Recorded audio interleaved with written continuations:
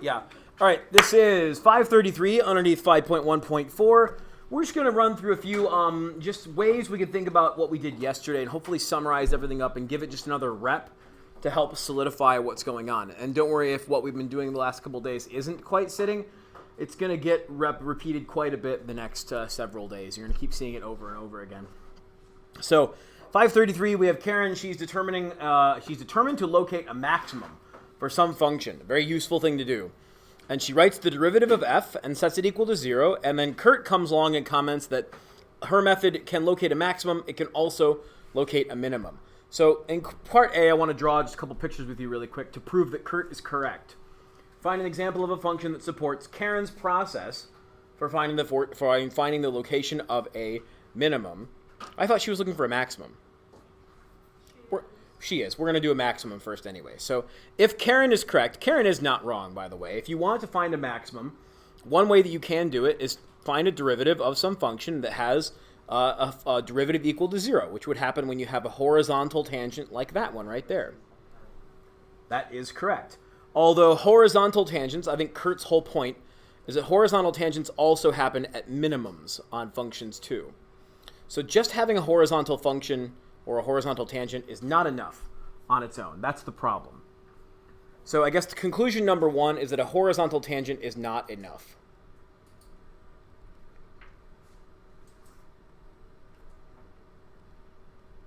We've seen this a few times. Taking a derivative and setting it equal to 0 can help you find the places where the horizontal tangents happen. And those places are often maximums or minimums. But just a horizontal tangent on its own is not enough. So in part B, we're going to revise Karen's process by adding a second step that guarantees we will find a local maximum and not a local minimum. And there are actually two answers for this. There is the first derivative test,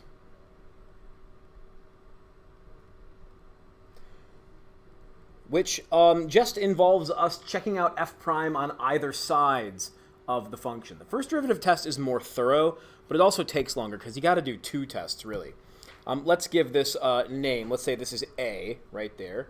What you have to do is check to see that f prime of x is greater than 0 for values of x that are less than a, meaning that you're increasing before a, and that f prime of x is less than 0 for x's that are greater than a, meaning that your graph is decreasing after a. That's the first derivative test. You're checking for a positive derivative before and a negative derivative after, which tells you the graph increased and then decreased, and that's what forced the maximum to happen, not a minimum. We also have the second derivative test, which is faster but also a little bit less reliable. Second derivative test. The second derivative test relies on the concavity of a second derivative. In this case, if the f double prime of x is, let's see, I want to be concave down, so less than 0, at x equals a. In other words, it's concave down, because a concave down graph will produce a maximum, whereas a concave up graph will produce a minimum. So this is the first part of today, really reviewing what we looked at yesterday. If you're checking for maximums and minimums, first of all, you have to locate the critical values by checking for when the derivative equals 0. And then once you've got your critical values, you have to either do the first derivative test or the second derivative test. It's kind of up to you which one you prefer. And that will help clarify what's a minimum and what's a maximum. Notice that I said help clarify because we're not done yet. There's still some other things to think about, which is why this little problem keeps going. But so far, this will handle about 95% of the problems that we look at. Most of the time, you can do it this way. Let's go on to part C, though. Mrs. Matilda pipes in and says, your two-step process is still not perfect. I can think of a counterexample, and she challenges Karen and Kurt to search for a function whose local maximum cannot be detected using the method from part B. And we're going to sketch that function right now, because there's another class of functions that we haven't considered yet, and they would look kind of like this. What about if your graph looked like this, had a sharp corner on it, like that? That is still a maximum. But it will not be detected by it will not be detected by finding the derivative and setting it equal to 0. So those points right there, those are maximums and minimums. This is for part C. but they are not places where f prime of x is equal to 0. They are places where f prime of x is undefined.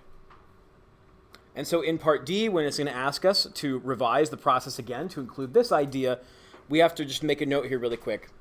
We have to consider, we're doing a lot of writing at the front today because we're going to play around with these ideas a lot.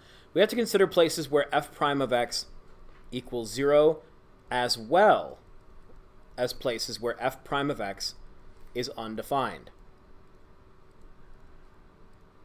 These places are also critical values. And you could use the first derivative or second derivative test to indicate that those are maximums and minimums. I mean, this graph, for example, is this is concave up, which is actually interesting. That's concave up, and it's producing a maximum. And this graph here is concave down and producing a minimum. So the second derivative test, that's why we typically don't prescribe it as a fix-all. The first derivative test will show you the increasing and decreasing, and the decreasing and increasing, though. That will show you the maximum or minimum there. Let's keep going, because there's one more case that we really haven't talked about much. Question E.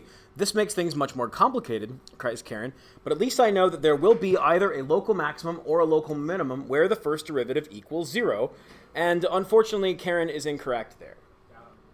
Got him. I'm going to give a counterexample to that as well, says Miss Matilda. There are some functions that have points of inflection at the location where the derivative equals 0. They're really easy to draw, too. Let's draw one. All you got to do is think of a cubic function. Something that increases and then levels off and then increases again like that. At this point, you do have a derivative that equals 0. That's a horizontal tangent right there.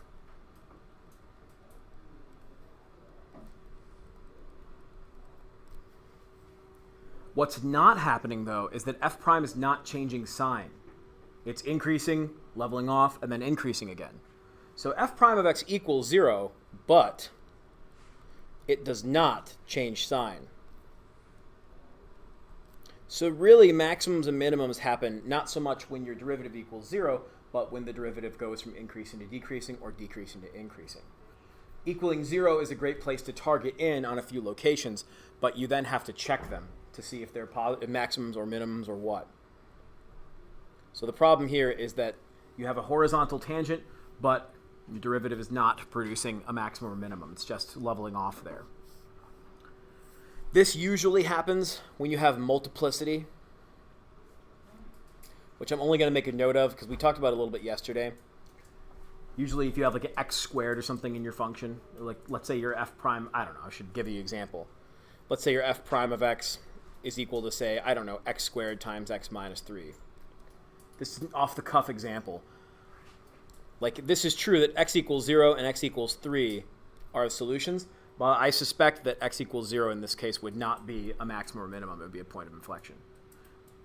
That's about as advanced as I want to get, though. I don't want to worry too much about that kind of stuff. I'd rather just focus on the basics here, which is all going to be in the math notes box on the next page anyway. So that's exactly what we're going to do next. Let's take a look at that box. This is a good one to, like, dog ear, or if you have some way of remembering. This is a good one to just have somewhere you can look it up really quick. This is a really important math notes box. The critical points and the derivative tests for extrema. Really at the heart of what makes calculus so powerful is its ability to quickly locate maximums and minimums of functions. A process we call optimization, often used in engineering to find the best way to make your jet engine happen, or I don't know, maybe best way to build a building a certain way, best way to efficiently use resources. I'm not going to bother reading this whole box to you, but if you just take a look at this visual example for a moment, this is a good example of what we've been talking about. You have minima at A and C. The difference is that at A, f prime of x equals 0. Whereas at C, it doesn't exist. However, C is still a local minimum. As far as local versus global or absolute, I think A is the absolute minimum. It's the lowest point on this graph. Although I do not believe there is an absolute maximum because of the arrow on the end of this thing. It's going to go up forever. So B is a local maximum, but not an absolute.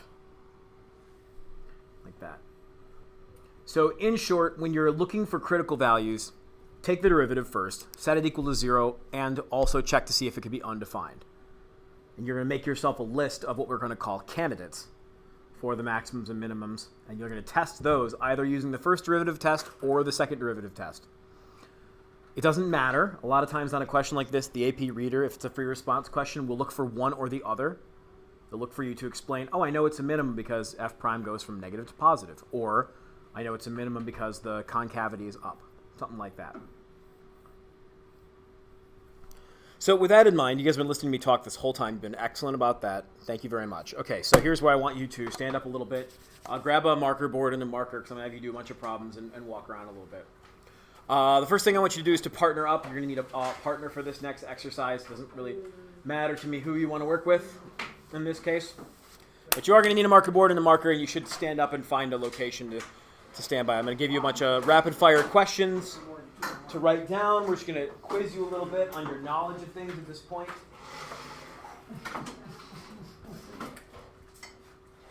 And for anybody watching this video, I'll be recording the answers as we go later on too. Perfect. Tell you more with Kara, or somebody work with Kara over here.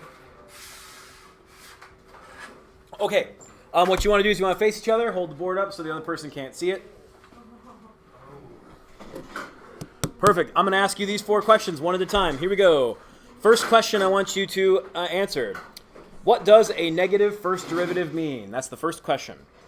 What does a negative first derivative mean? Just write down your answer in your own words on your board for 30 seconds or so. What does a negative first derivative mean? You could draw a picture, or you could write in words, whatever you got. 30 seconds, 30 seconds, 30 seconds, 30 seconds.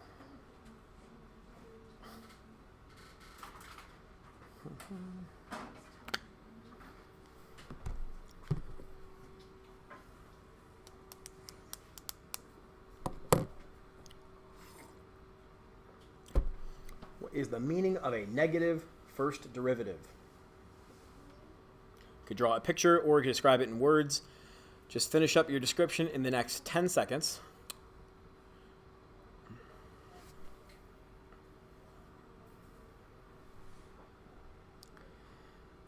And what I'd like you to do is you're going to, when I say go, you're going to trade boards, and I want you to edit your partner's answer if you need to. If you agree with it, you can leave it alone. But if you need to edit it, edit it. Try not to erase anything they wrote down, but like maybe if they made a mistake, cross off a word and write something there. So trade boards with the person that you are paired with, and edit to their answer. What does a negative first derivative mean? Take about just 20 seconds for your edits to happen too. Maybe you completely agree with what they said. Maybe you have some changes to make. There's 8 of you, so I'm going to grab negative first derivative. Oh, you put negative second derivative? No. Positive first derivative? No. What did you put? I don't know. Okay, now's a good time for you to show your edits to your partner and make sure you guys both agree on what the negative first derivative means. Have a quick conversation about it too. And I'll call on somebody to share out what they got. So show boards to each other. Have a quick conversation. Make sure you guys both agree with what you have there. What does a negative first derivative mean? Let's see. 1, 2, 3, 4, 5. Hayden, what do you guys got? What's a negative first derivative mean? What's going down? Specifically. The original function? Yes. F of x is decreasing. I like that answer. Going down works. How else can you write that? I don't know. F of x is decreasing? That's not f of x is less than 0, right? No. Okay. That just means that the graph is below the x-axis. That's not the same thing. You can be decreasing and very positive, or decreasing and very negative. Decreasing has nothing to do with where you actually are. It's just changing. It's kind of deep when you think about it. Okay, let's do clear the board. Let's do another one of these. They only take about a minute a piece. The questions are right here too. So what does a negative second derivative mean? Same question. Again, you could draw a picture for this, or you could write a quick sentence about it. What does a negative second derivative mean? This is just kind of a review question. We're quizzing each other. Think about it that way. What does a negative second derivative mean? You have about 15 seconds left for your first answer.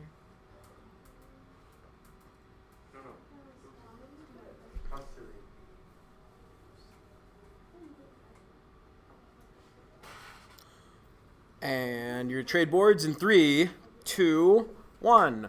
Go ahead and trade boards with your partner and edit if you think you need to. Edit what they said if you think you need to. Or if you agree, you could just put like a little star down or something like, hey, I think they're right. Got about 20 seconds for this process.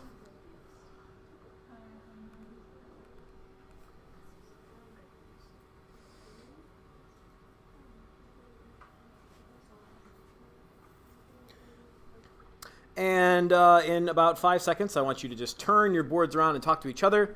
Go ahead and do that. Make sure you show your boards to each other. Make sure you guys both agree on what the definition of a negative second derivative means. You guys both agree? No. Take a look. What's your... We already said Uh-oh.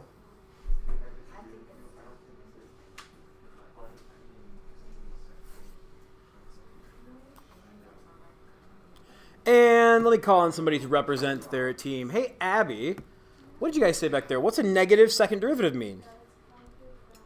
What is concave down? The original function. F of x is concave down, or CC down. That is correct. Easy to remember. I think, as Maddie said, negative is down, positive is up. So it's pretty easy to remember with concavity there. Now, I would be willing to bet that nobody said anything about f prime. Well, because screw F. She did. Did you? What is f prime? If f double prime is negative, what's f prime doing? Decreasing. That's all our partner. These are saying the exact same thing. In fact, the concavity is caused by the fact that the function, the slope is decreasing. So it's getting negative faster, which causes concave down to happen. So this is the big thing, is when you go to second derivatives, you got to remember that second derivative and first derivative have the same relationship as first derivative and original function. Okay, let's try another one. In your own words, question C, go ahead and clear the board. In your own words, I'll give you a little more time for this one because it's a little bit longer. In your own words, please state the first derivative test for a relative maximum. If you were looking for a relative maximum, what are you looking for in the first derivative test? What do you need to see?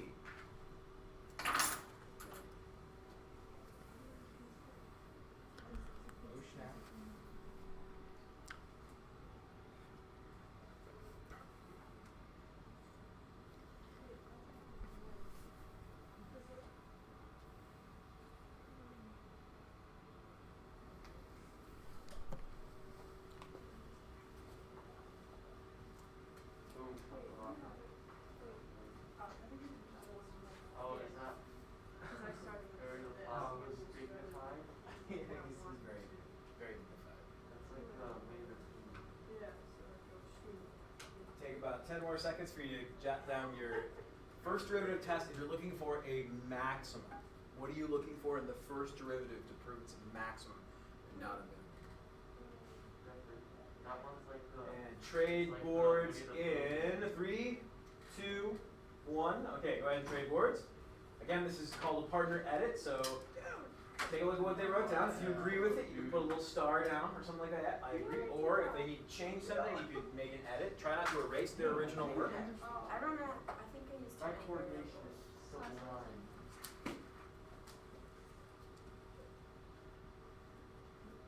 Ooh. I looked at different nice edits. And there's some that one of them was like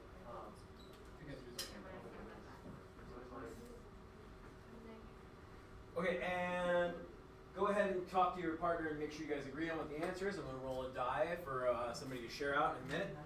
So make sure you both have kind of the same idea down, so I don't feel like I'm catching you off guard.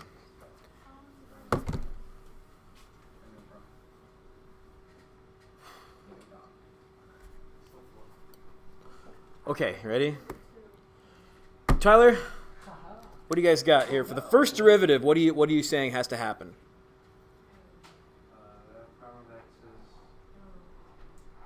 f prime of x is greater than 0 for x greater than a.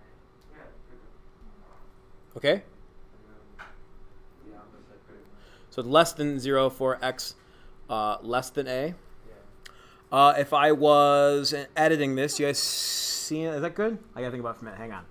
I gotta do what Kara was doing. I gotta in my head go, okay. I think the second part is backwards. Shouldn't it be increasing for values of x that are less than a? Like, aren't the signs going to be opposite, like, of each other? I think you're right. I think you're right. Yes. Yeah. It should be the other way. See, Because it needs to increase when it's to the left of A, it needs to increase, and when it's to the right of A, it's got to decrease. So I think that's a little backwards there. There you go. Yeah. Hey, I was close. There you go. You got to see a change of sign. Another really lax way of saying it, and this is acceptable on the AP test, is that f prime changes from positive to negative. That would be another way to say the same thing. I put my pluses and minuses in parentheses there to show it. So you can say the same thing by saying, oh, f prime just changes from positive to negative. So it increases and decreases. Okay, one more round of this. Clear the board. One more. And then we'll try a different thing. In your own words, what is the second derivative test for a relative minimum? This one's a little shorter. You don't need to write as much for this one. So I'll give you about 30 seconds to write down your initial thoughts. 30 seconds. What is the second derivative test for a relative minimum? You're looking for a minimum. What do you need to see in the second derivative?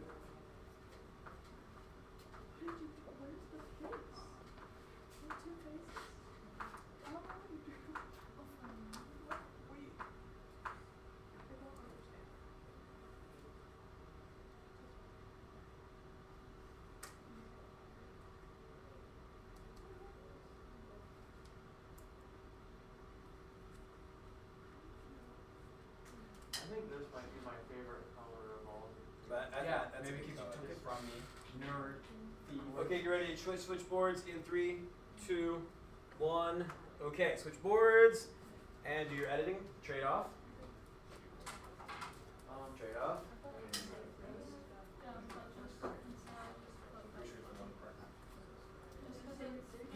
And have a conversation. Make sure you guys agree on what is the actual solid definition for the second derivative test for a minimum. What do you need to see? Second derivatives. No, do you see those? So There's too much information. But we did it for maximum, this is for minimum. you got both. Which? So one of those is a maximum. Which one's a minimum? So hear me out. Just There we go. Think. Hang on, I gotta think. Minimums? No, I didn't get rid of them. Wouldn't it just be the same thing? No. As No. Because first derivative tells you increasing, decreasing. Second derivative tells you concavity. But So if you're looking for a minimum, think about what a minimum looks like, just like a graph like this. Is that concave up or concave down? Yeah, so you need to see concave up. So you, yeah. so they didn't know that. Yeah, that's okay. Oh.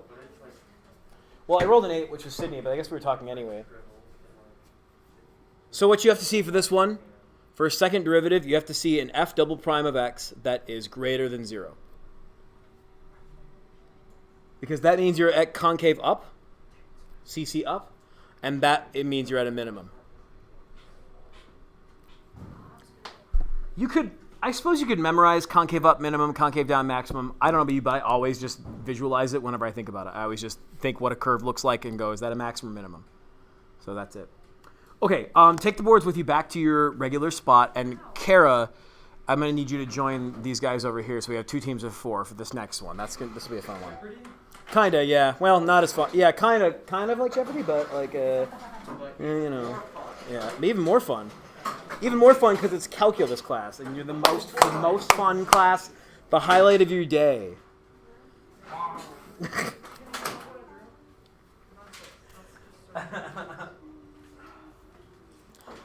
Okay, so in a minute, I want to read 535 with you. I want you guys to, you're going to be brainstorming.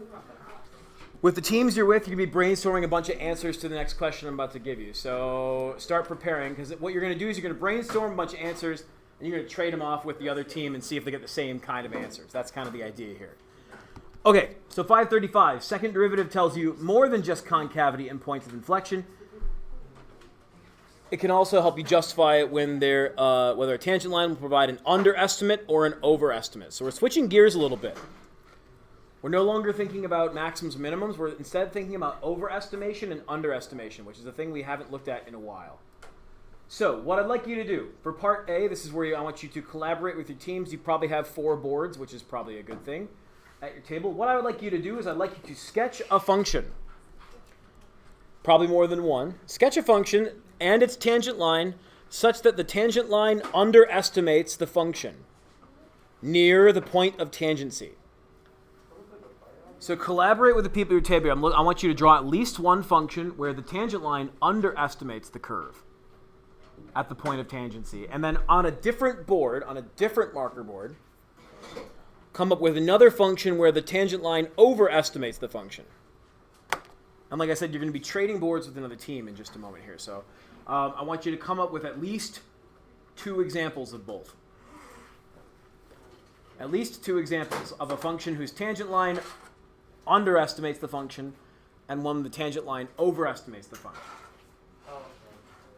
So like this. Take a couple minutes for this one. I'll give you 2 right now. Looking for examples, at least 2 examples of each. Work together on this one, collaborate with each other, and then you guys are going to trade. We'll see if you guys come up with the same answer. So explain it for me. Oh wait, no, I was wrong. I lied. Maybe I did. Oh wait, no, I did draw it. Underestimates the This function. one, or both underestimates. Well, you got to draw a tangent line out there. Oh yeah, sure. Draw a tangent line. So they couldn't just continue it and do the other. About 30 seconds into this, if you're still confused, try drawing a tangent line. Try drawing a curve and then draw a tangent line on that curve. Wait, that's over. This one got under. Try sketching a tangent line on this curve. We got over, Yeah. Are those overestimations or underestimations? That's the question. So an underestimation, right? Wouldn't that be concave? Think about that. Again, I'm looking for 2 examples. I'm looking for 2 examples of each. 2 examples where it's an overestimation and 2 examples where it's an underestimation. So I'm looking for 2 separate boards, one with overestimations and one with underestimations. Yeah.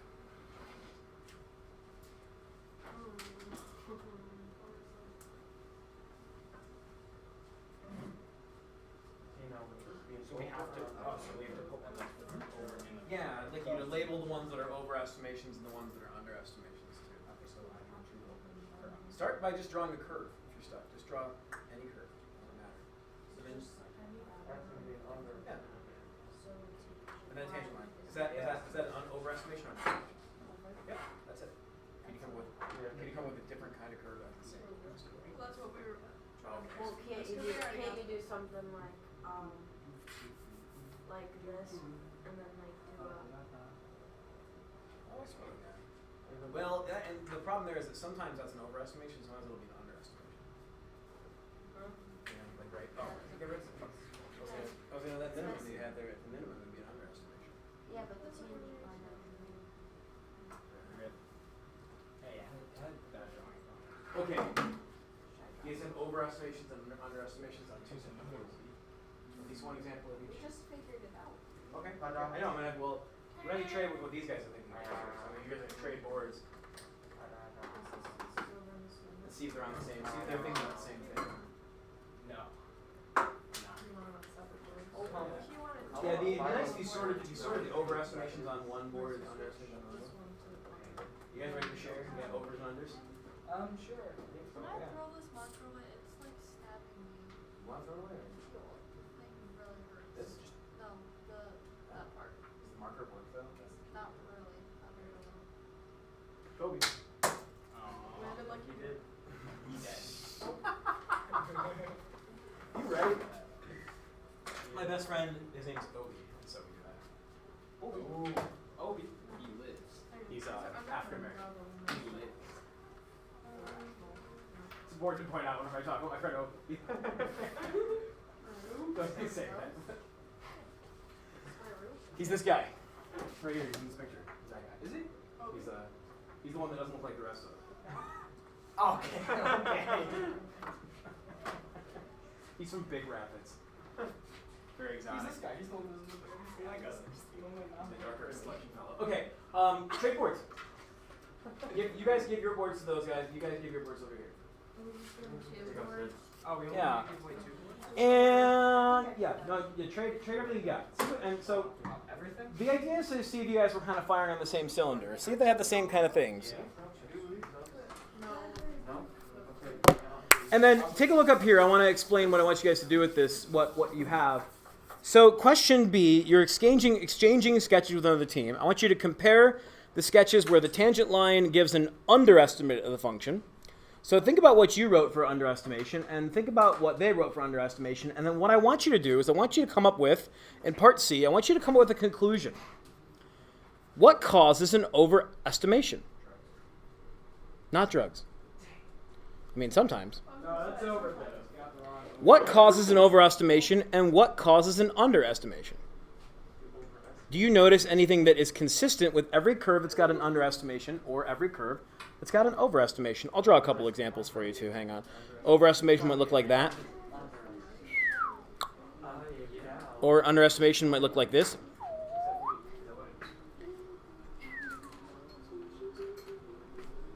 I will give you 1 minute right now to discuss. See if you can come up with a conclusion. What do you notice? What is it? Is there a pattern? Is there anything consistent going on? Take a look at every graph that's got an underestimation or overestimation. What do you notice? I see you've got some conclusions about concavity, which would be a good thing to write down in this case. And if you think you've got a hypothesis, then test it. When you get an overestimate, try drawing it down.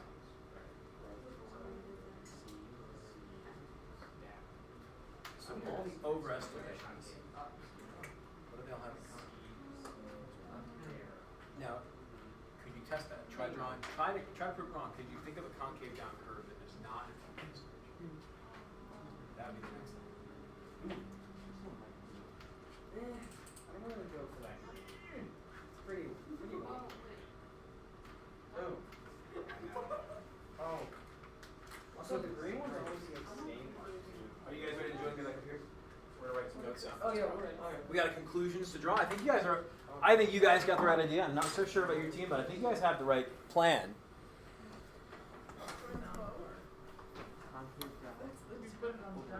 Yes.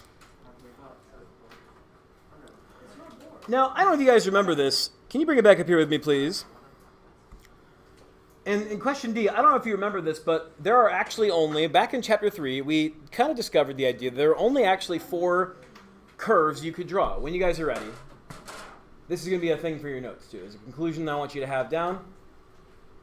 Just like how there are only a certain number of elements in chemistry and how there are only certain numbers of letters in the alphabet, when it comes to calculus and making curves, there are only actually 4 different kinds of curves, and all curves are built from these 4. They're basically classified by are they increasing or decreasing, and are they concave up or concave down. So when you come down to the concave down ones, they can be increasing in concave down, or they can be decreasing in concave down, which looks like this one up there. And those ones end up both being your overestimation curves in that case. So a good conclusion would be that the overestimation curves are both concave down. And that would be a fair conclusion to come to. Now, if you think about your concave up curves, I've got decreasing in concave up. How about increasing in concave up, which would look like this? In that case, any tangent line along this curve will be an underestimation, so concave up. Now, again, I'm not a proponent of memorization when it comes to this class in pretty much any facet. So if you wanted to memorize down, overestimation, up, underestimation, you could. Personally, it's not very hard to just draw a little sketch and just think about it for a minute in a question like this. A lot of times you see these kind of questions coupled with Riemann sums, where they'll ask you, hey, you've not used a Riemann sum to estimate. Is it an overestimation or underestimation? It comes down to what concavity you're looking at that point. But I remember giving you questions like that on a test and seeing if you draw that picture anyway off to the side just to figure it out. So that's a good thing to do. With that in mind, I want to do one more problem with you, 536. This is probably the key problem today, the big one. Everything else has been kind of warming up. So let's actually get calculators out and make sure we're ready to go. 536 has one last little big idea for this first section of chapter 5 in it. Oh, boy. One last little big thing to do. We want to do this problem together from the top, energy crisis problem, story problem. We're going to solve it. Pretty much whatever you're going to do in this problem, don't graph the function yet, or else you're going to spoil the answer. I know, that's the easiest thing here. But we don't need to graph things so much when we have first derivative and second derivative tests. First of all, take a look at the actual function and read through everything. In January 2001, energy prices in California began to rise dramatically. The average cost per megawatt hour could be modeled by this function. And keep in mind that this is the actual cost, which, if you're thinking about like velocity, acceleration, it's tougher to think about those things with every story problem, but this is a position function. This is the cost. This is not the rate at which the cost is increasing. This is just the cost, position function. So, on which day in January was the average megawatt cost the highest? Be sure to justify your answer using an appropriate test. Let's practice our AP Calculus free response question skills right now. So here's what we would need to show. First of all, we got to find our critical points. So we're going to take the derivative and set it equal to 0. So let's do that. So the derivative of this is not going to be terribly difficult to get. You would have 0.3d squared minus 8.4d plus 54. There's your first derivative. Now the next challenge is to figure out when this is equal to 0. Now in practice yesterday I did this problem without a calculator. It's not too terrible to do, but at this stage with a problem like this I wouldn't blame you if you grabbed a calculator and graphed this parabola and found out when it crosses the x-axis. They are nice whole numbers, which is nice for you. That's good news. If I was forced to do this without a calculator, here's what I would do. Here's what I did do. I would first start by multiplying both sides by 10, essentially.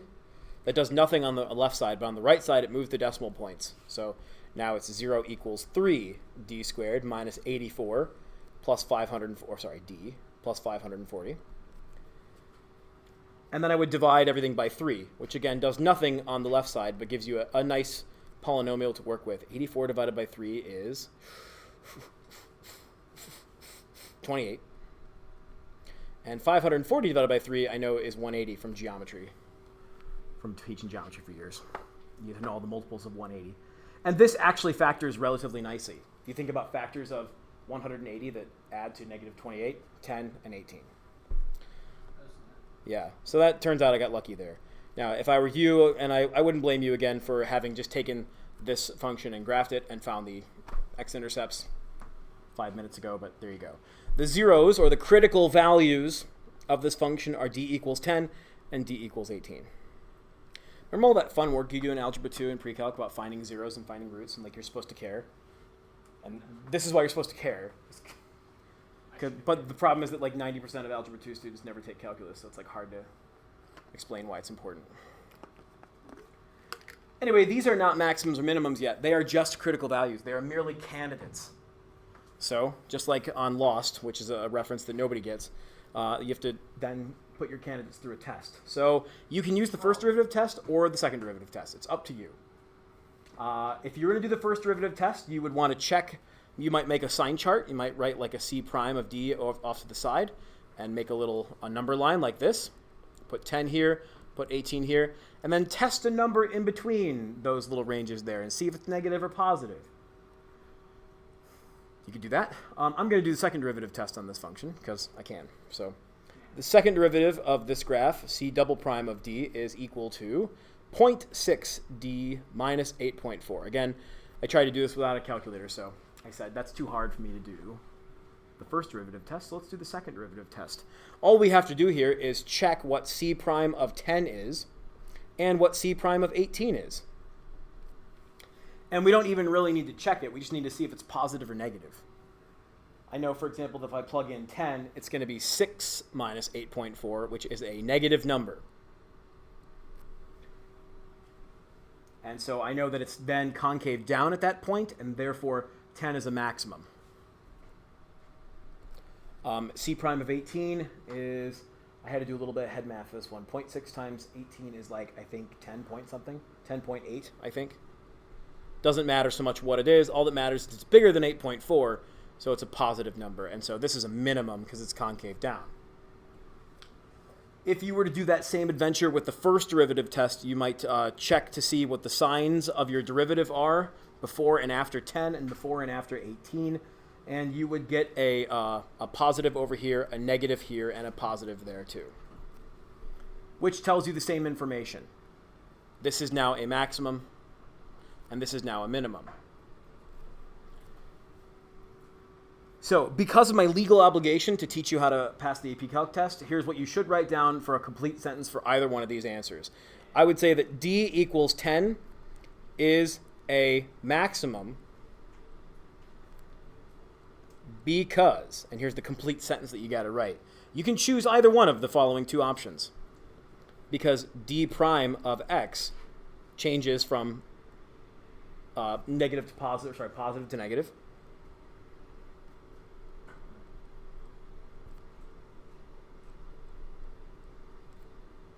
At D equals 10. That would be the first derivative test version of this answer. Or you could say, because D double prime of 10 is less than 0, so D of X, or D of T, is concave down. Either one of those is a complete answer. You just have to demonstrate to the reader of your AP test that you understand why this is a maximum. And you can use first derivative or second derivative test. It's entirely up to you. Now, here's I believe that's the answer to part A, because they were looking for the maximum, right? Or they want both of them. Yes, the highest. Yes. On which day in January? It looks like the 10th. It appears to be the answer. Now, here's the fun part where we show that's actually incorrect, because we forgot something. So, what you should do, question B. I know, we love a good twist here in the CPM curriculum to show you that what you thought was correct is not. It's okay. We just forgot about something. It was a part of the homework yesterday. It was part of the lesson yesterday also, but it got kind of thrown in at the very last minute. But let's graph this. I want to show you something. Of course, let's think about an appropriate window for this. What's an appropriate window considering that we're talking about the month of January? What's a good idea for our X min, X max? 0 to 30. 0 to 31. There's 31 days in January. That's fine. Let me bring calculator cam up to the moment here. Take a minute, please, would you please, to enter this function in your calculator, the original function, and also change the viewing window. Whoops, get out of here. Change the viewing window from 0 to 31 for X, so you can see the whole month happen. I think you might already know what's going to happen here if you're thinking about what we're about to do. We've forgotten about something that happens in the month of January. Let's see. The original function is 0.1 x to the third minus 4.2 x squared plus 54 x plus 10. And we're going to go on our window and make sure we graph this from 0 to 31 since there are 31 days in January. And we don't really care about negative values here. I'm going to look at, I like to put -1 in so I can see the x-axis. It's just a bit of a nerd thing, but let's go to, I think 20 is probably enough. Oh, maybe not. Maybe I should change that y value, it looks like. Let me change that y value. I'm seeing nothing here. How about -10 to 200 with a scale of 20? That better? It's getting there. Let's try it again. Let's go to 500. There we go. That's better. Now there's our maximum of 10, but look what happens after that. Goes back up again. In fact, I do want to actually see what's happening at 31, so I'm going to go up one notch, and I'm going to go up to 700 with a scale of 50. That'll be fine. Because I do want to see what's happening at the very right side of the graph. There we go. So here's what happened, is that we tested this point and this point, but which 2 points did we forget about when it comes to testing in this range? We forgot about this point. That's the absolute minimum. And we forgot about this point, which is the absolute maximum. Because the question was, when is the highest point in January? And what we found is the two relative minimums and maximums. We forgot about the endpoints. And actually, if you go back to the title of this lesson, 5.1.4, that's actually the question they're asking at the top of the page is, did you check the endpoints? Oh, let me get calculator out of there.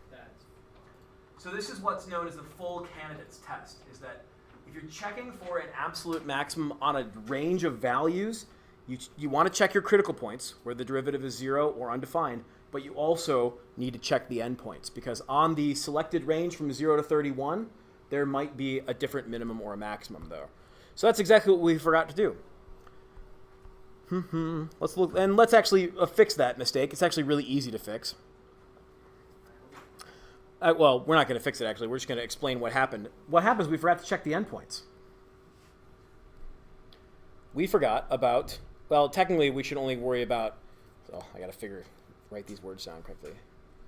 We forgot about 2 points. We forgot about D of 1, which is January 1st, and we forgot about D of 31. We found the spots in the middle where there was a peak and then a valley, but we didn't think about the actual extreme ends of it. And this is what's known as the extreme value theorem, which I want to write with you right now in these notes. We're not going to do any other problems today, so this is the end of the notes. But we should at least take a minute to ponder the extreme value theorem, which we're going to write down right now in this area. The extreme value theorem, which was a part of that math notes box we looked at for 5 seconds yesterday. It's a really easy theorem. It says that if f of x is continuous on a closed interval, this is the key part of it, and that closed interval goes from some a to some b.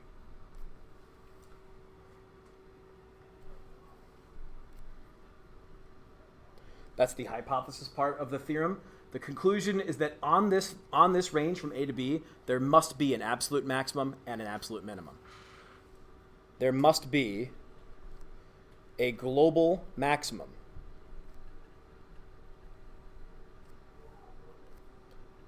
and a global minimum.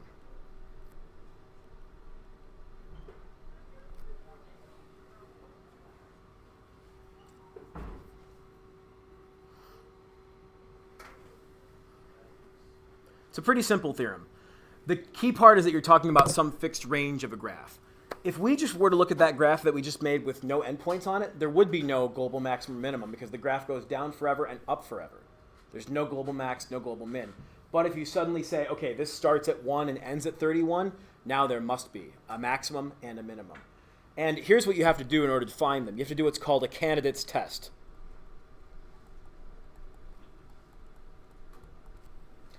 The candidate's test goes like this. You have to test all critical values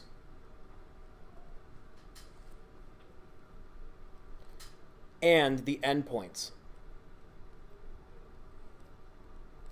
So what we didn't do in this problem, the thing that we missed, we checked 10, we checked 18, but we forgot to check is 1 and 31. We forgot that.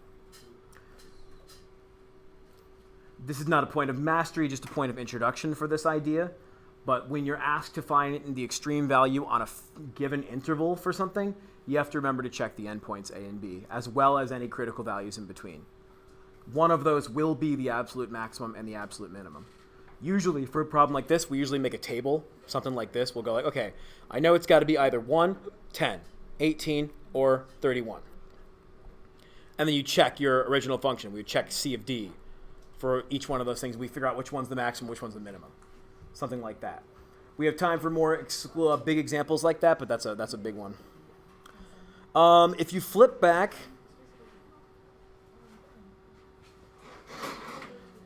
to this math notes box from yesterday, I'll just leave it up there because I'm recording this video anyway.